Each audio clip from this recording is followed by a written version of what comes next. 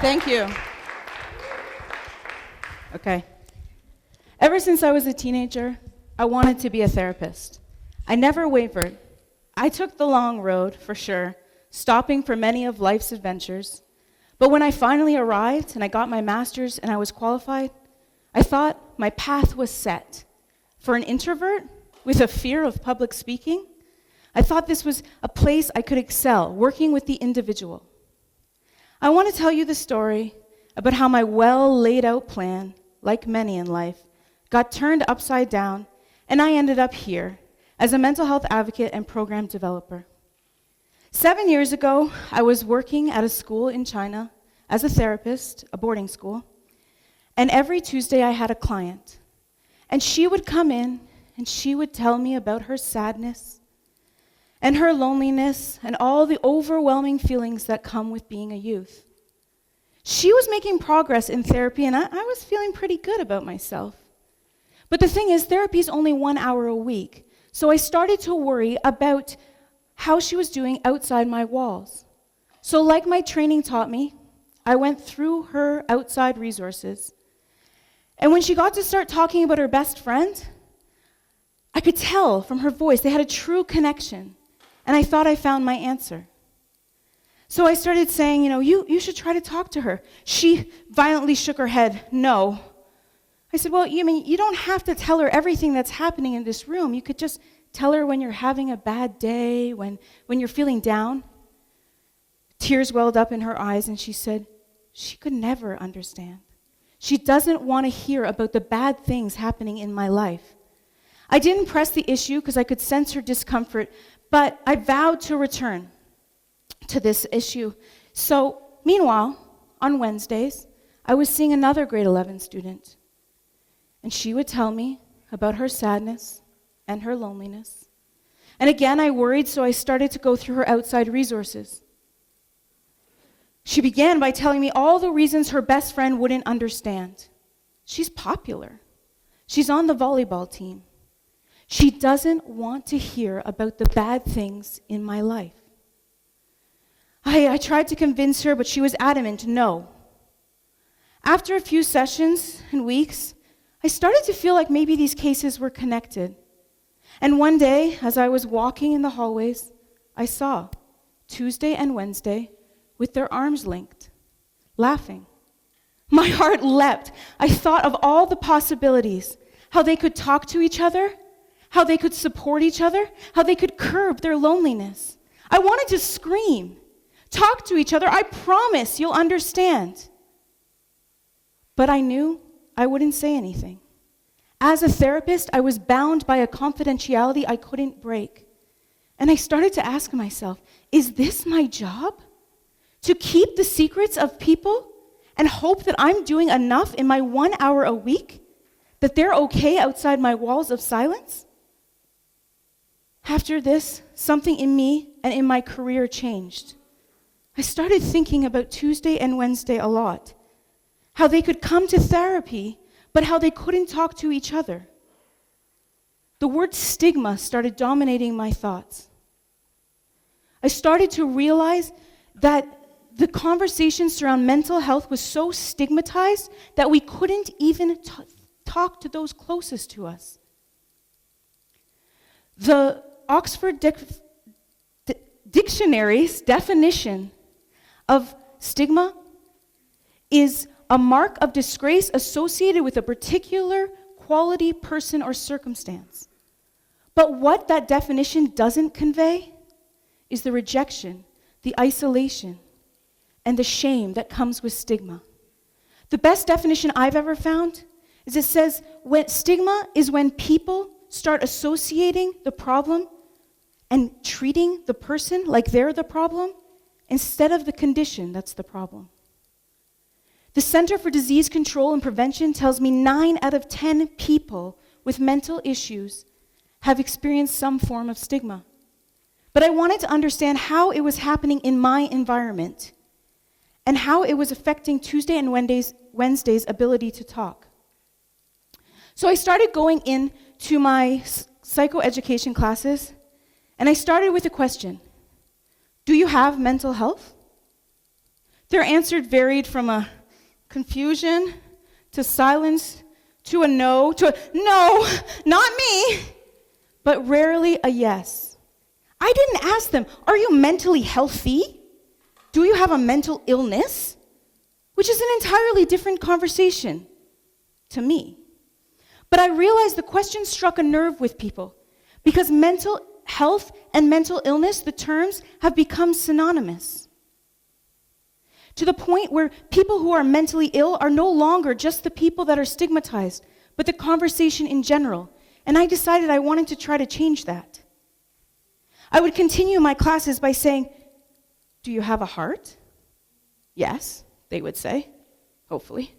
Do you have a brain? Yes, they would say, starting to look at me like maybe I didn't. Then you have mental health. By simplest definition, mental health is everything you think, you feel, and you do. When we start looking at mental health in this way, it's easy to understand that everybody has it. It's our feelings, our emotions, our behaviors. It's how we deal with things big and small. It's how we connect to each other. It's how we view the world. I decided from this moment to start building programming based on this positive definition instead of the negative norm. I decided to start by making a club for all the people interested in mental health. My administration thought this was a bad idea. They thought I was wasting my time, but I'm stubborn. And when 27 students out of 1,000 showed up, I was ecstatic. And we started to learn about mental health in a fun, interactive way, and slowly a movement was built. And they became my positive mental health army. And they would tell our message to anybody who would listen. And our message was this: mental health is a continuum. It will go up and down, fluctuating based on the experiences of your life.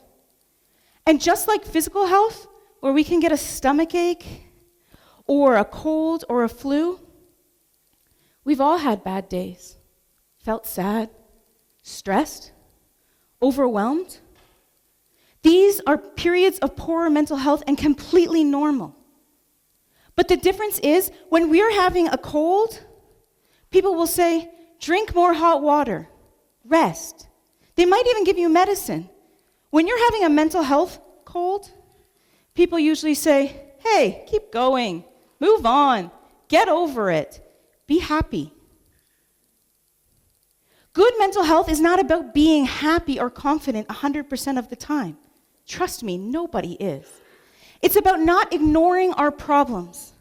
It's about facing them and knowing when to ask for help. I often ask people, if your loved one had cancer, would you take them to the doctor?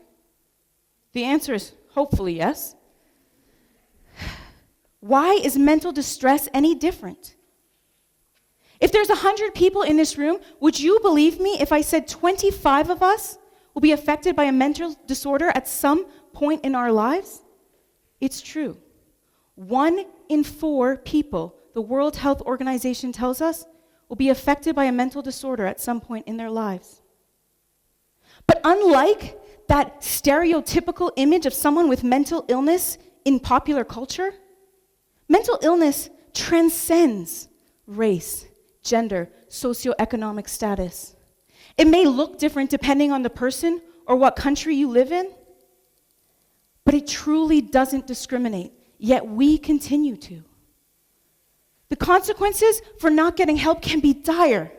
Suicide is one of the leading causes of death for young people in every country around the world. Here in Mongolia, a study published by UNICEF says 20% of youth ages 13 to 15 have contemplated suicide, and 9% have attempted in the previous 12 months. The frustrating part for me is people are dying and we are not talking about it. And help is available and effective. But 2/3 of people who have a known mental disorder will never seek help from a professional. Partially because they don't want to appear crazy. I want people to know it's crazy not to get help. In my opinion, the only way that we are going to change this perception is by reframing mental health as a positive, necessary part of life. Just like stigma doesn't build overnight, it happens through fear and stereotyping, breaking it down will take just as long. But we have to start somewhere. That club, my army, with the 27 members, has now had over 500 members graduate from it. And it became the first program in a now successful mental health center in the same school, the first of its kind in China. There's still a lot of work to be done, and my job now is to travel around China trying to get schools to replicate that center based on the positive mental health format. But you don't have to work in the field of mental health to make a difference. You can start today, start now, by not being like Tuesday and Wednesday, by not saying, I'm fine, if you're not, by talking to each other, having a conversation, hearing someone when they say they feel down, by being honest. And if you think it's something more serious, by getting help for you or your loved one. In the spirit of being honest, I am the 1 in 4. I have a mental illness. I have depression. It's actually the reason I wanted to be a therapist in the first place. I haven't always been able to say that. Actually, today is my first time to say it in public. Thank you. When I was preparing for this talk, something was eating at me, and I realized I no longer wanted to try to hide my true self. And I figured, what a better way for an introvert to reveal themselves than on a TEDx talk that could end up on YouTube. My mom always says, go big or go home, so here I am. I was first diagnosed with depression when I was 9, but I wasn't until my 30s, I've given away my age, that I started to change the conversation surrounding mental health in general, that I started to change the conversation in my own head. You see, I spent years, despite my training and better judgment, trying to run away from my own mind. I would take my medication and sometimes go to therapy, but I couldn't accept myself. There was a battle going on between that stigmatized version of someone with depression that I'd seen in society, that I had internalized, and the person I was in reality. And the battle went something like this. A depressed person is not happily married, and I am. A depressed person does not have a high GPA in a master's program, and I have, twice. A depressed person is not a successful social worker, and I am. A depressed person couldn't possibly fight for other people, but I do every day. I didn't realize what I was doing till I was sitting with my therapist and he said, Amy, when will you be enough? I don't know, I said through tears. And then I realized in that moment, the way I was going, I would never be enough for myself because the illness was dominating my narrative, my self-talk. My defense mechanisms had me so caught up in being the best, in being perfect, because that meant I was better. But I had to change the conversation. I went over and over my perceived failures until I said, stop. I'm still here. I'm still standing. I realized I had never celebrated my accomplishments.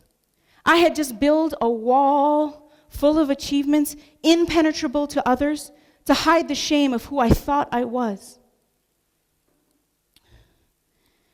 I would, keep going and going, but then when I changed the conversation, I started to accept myself, and I started to realize that I am who I am. I let you in behind my walls. I let you in today, and I do it for little Amy, to tell her, don't be afraid. It's okay. One day, you'll be giving a TEDx talk. And you're just as worthy as all the people you want to help. I do it for you, to tell you you are not alone. You are worth it. Maybe if somebody had told me that when I was your age, my journey to self-acceptance would be different. I urge you from this day forward to look at mental health as something normal and part of your everyday life that needs to be taken care of. To be honest with yourself, with each other, and to listen, really listen. Let's change the conversations around mental health so that it becomes just as normal as talking about physical health. I do it today to tell you I am depressed, but I am also a daughter, a sister, a wife, a friend, a mentor, a coach, a master, and a boss. I am all these things. These are all parts of me, and I no longer wish to be defined by any one part of these.